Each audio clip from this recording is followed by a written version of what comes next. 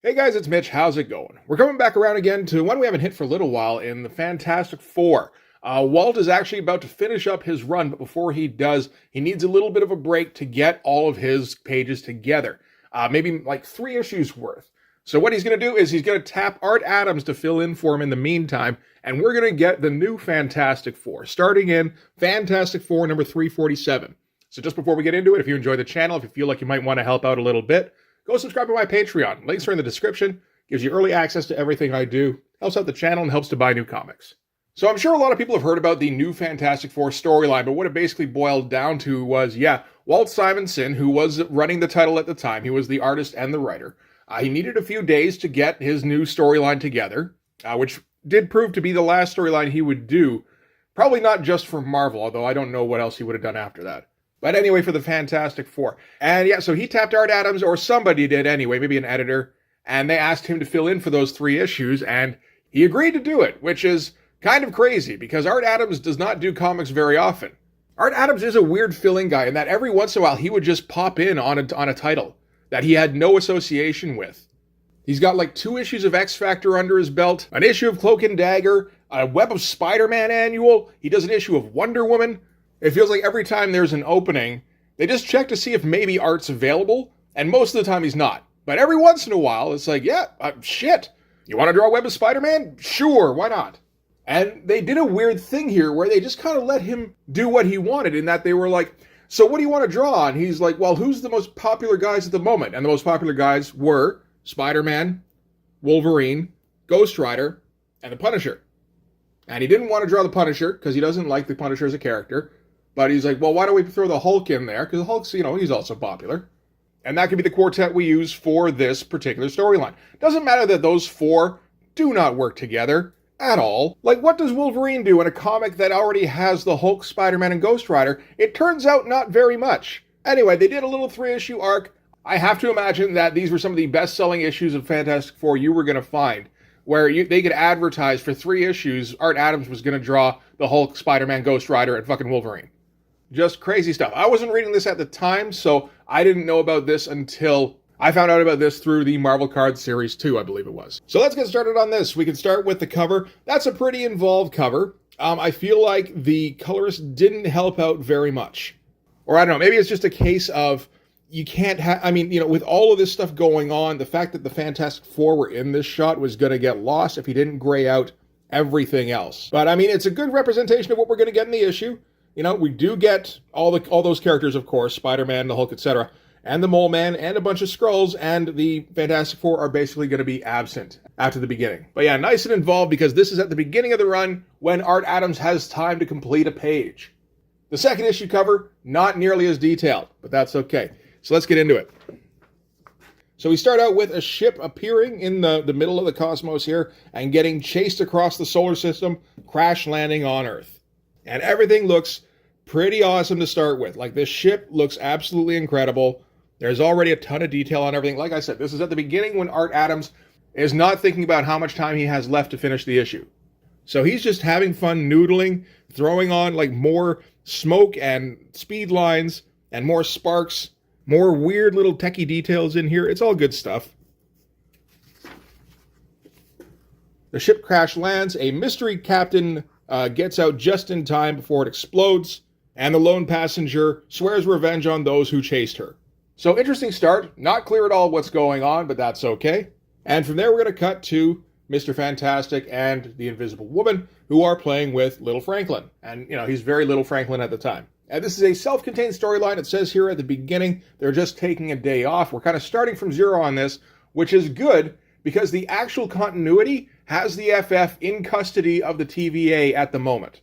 That's how issue 346 ended, with the Fantastic Four being rescued from a shrinking time bubble by the Time Variance Authority. And now they theoretically should be escaping from the Time Variance Authority, but Walt still has to finish those pages.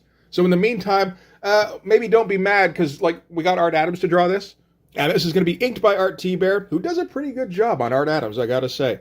Lettered by Bill Oakley. I guess John Workman, if there's no Walt, there's no John Workman. And we're going to check in on each of the different members of the Fantastic Four. Johnny is fretting over the fact that he got his brain taken over by Nebula. back in, I think it was like, I want to say like Fantastic Four 338? It's been a little while. And honestly, it's a little confusing that they even bring that up because, again, that brings up the conflicting timeline. But I guess they kind of have to, as we'll see in a few minutes. So from there, we cut to Sherry, who I think is just working out. And Ben stops by and tries to cheer her up a little, which is not successful. And he knows why. You know, he understands that for a minute in like Prehistoria, wherever they were, she was able to revert back to her human form. And then she became the Thing again, and now she's like inconsolable. Understandable. And of course, Art Adams draws a great thing. And some very quick panels as we just kind of try and set up the scenario and then move on to the next one really quick. So you get a half page for Johnny here, get a half page for both Ben and Sherry. And Reed and Sue got pretty much a full page on the previous one, so we should be pretty much ready to catch up to speed. And that's when the pursuers show up, the pursuers of the ship at the beginning. So you can kind of see the strategy at play here, I think. This feels like a bit of a desperation storyline to try and just make sure the fans stick around long enough to finish up the TVA thing. So it's just like we're throwing out elements like as quick as we can. Like here's some Art Adams. Here's a scenario. This is what the Fantastic Four are going through at the moment. Now moving on. This is like the last Star Wars movie where they tried to distract you from the fact they didn't have a storyline. So they just kept throwing out different tangents and like plot branchings. And just hope you didn't notice when those branchings didn't go anywhere. This at least is going to do a little better than that. So it turns out the pursuers are a bunch of Skrulls. Very heavily detailed to start with. That will change as the story progresses.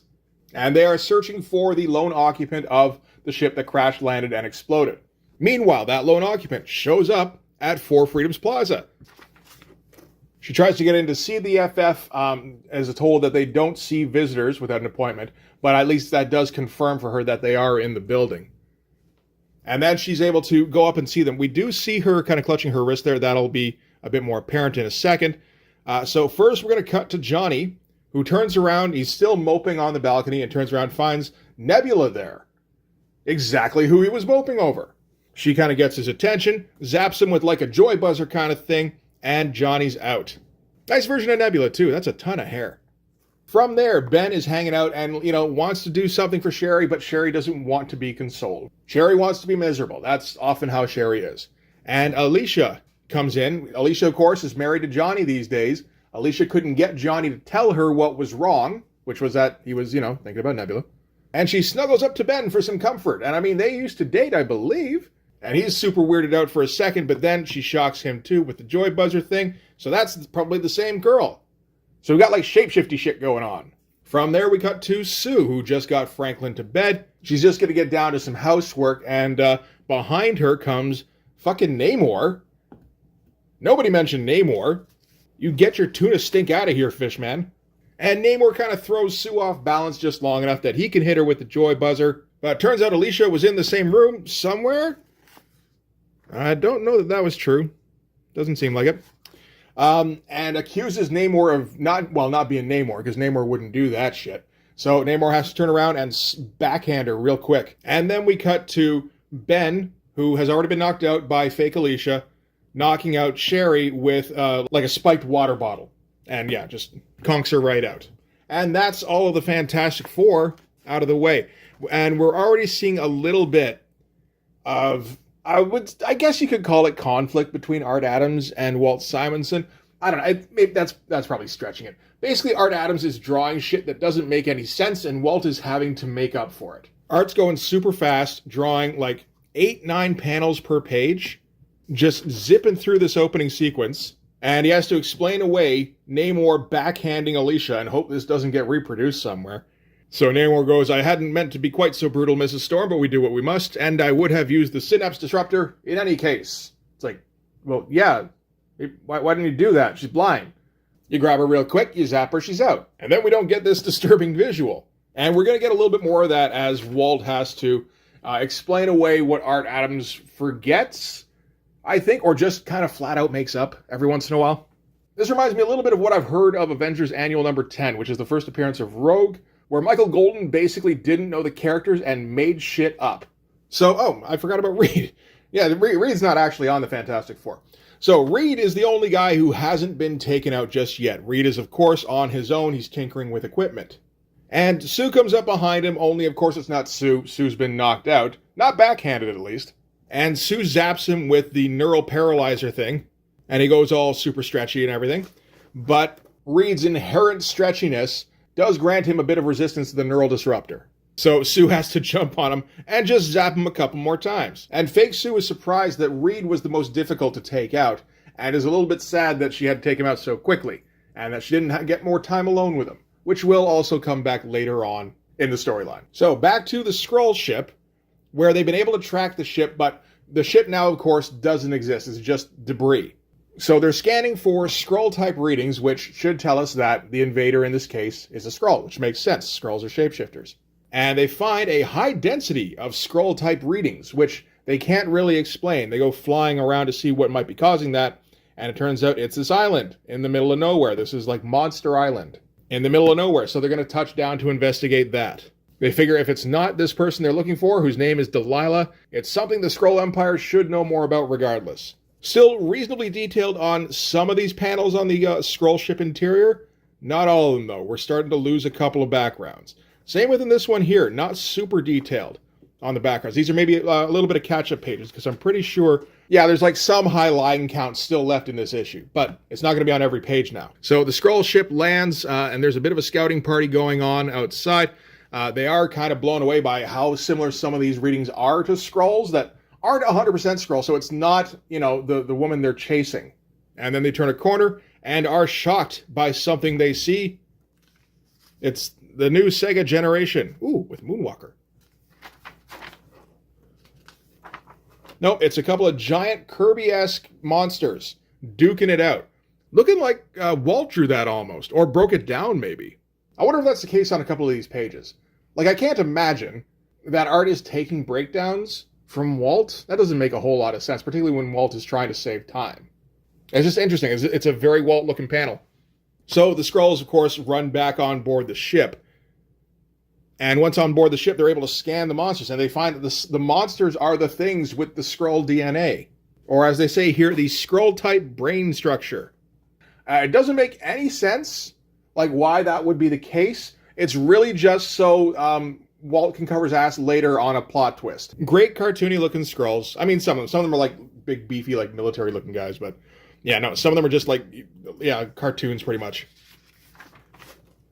So that makes sense. Yeah, it would be Marvel Cards Series 2 because Series 1 is coming out as the new Fantastic Four is coming out in the comic. So the Skrulls hit all the monsters, and there's a bunch on the planet. They hit a bunch of them with neural disruptors, which are, of course, the device that Delilah used to knock out the Fantastic Four. And what they're going to do is they're going to use these guys to somehow flush out Delilah.